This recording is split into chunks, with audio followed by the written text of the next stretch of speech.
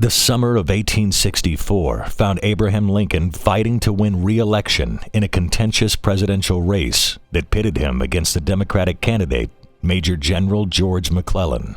Lincoln's re-election prospects looked bleak. Despite rising casualty figures, the war appeared to be stalemated. In an effort to take advantage of Northern discontent, Confederate Commander General Robert E. Lee dispatched a force under Lieutenant General Jubal Early on a final invasion of the North.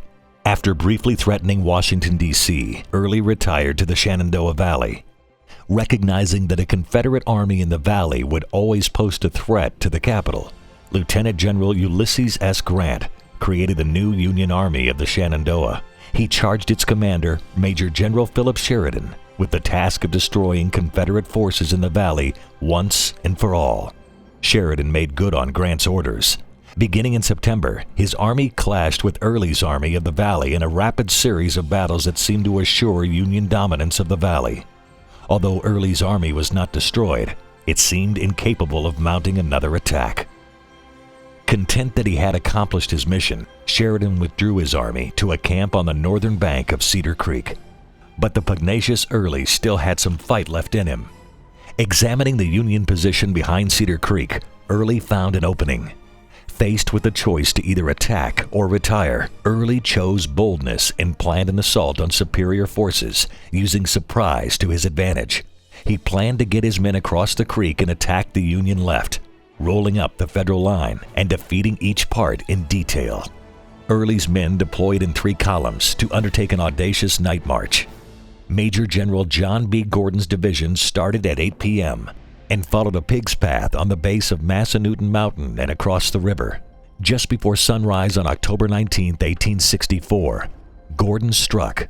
The surprise was complete. Major General George Crook's 8th Corps, the first Union troops to feel the attack, fought only briefly before breaking. Hundreds of Federals were taken prisoner, many of them still in their bedclothes. The Union 19th Corps under Major General William Emory was hit next, as Major General Joseph B. Kershaw's division arrived from the west to join the seemingly relentless Confederate tide. The assault moved so swiftly that Emory's troops had little time to prepare and were soon routed. Retreating soldiers from Emory's corps caused confusion and damaged morale among the remaining defenders. Major General James B. Ricketts' 6th Corps, last in the Union line, fought a strong defensive battle, withdrawing slowly under heavy pressure. Ricketts attempted to advance his line southward to meet Early's initial assault, but the Confederates moved too swiftly.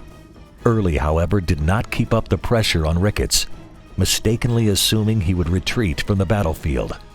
The Union troops withdrew past Middletown to relative safety. When the battle began, Sheridan was in Winchester, some 15 miles north of Cedar Creek. Hearing the sound of distant artillery, he rode aggressively to his command, reaching the battlefield at about 10:30 a.m. He immediately began to re-energize his exhausted army. Early's hungry and tired men were too occupied with pillaging the now deserted Union camps to notice that Sheridan's army was rallying. At 3 p.m., Early resumed his offensive. This minor attack might have succeeded in the morning, but was now easily repulsed by Sheridan's reinvigorated Federals. At 4 p.m., Emory's corps attacked. Supported by Brigadier General George Custer's cavalry division, Early's 3 divisions were stretched out in a thin 3-mile-long line, with their flanks unprotected. The Union horsemen exploited this situation, turning the left flank and easily breaking the Confederate line. The Union counterassault took hundreds of prisoners and effectively ended the Confederate presence over the Shenandoah Valley.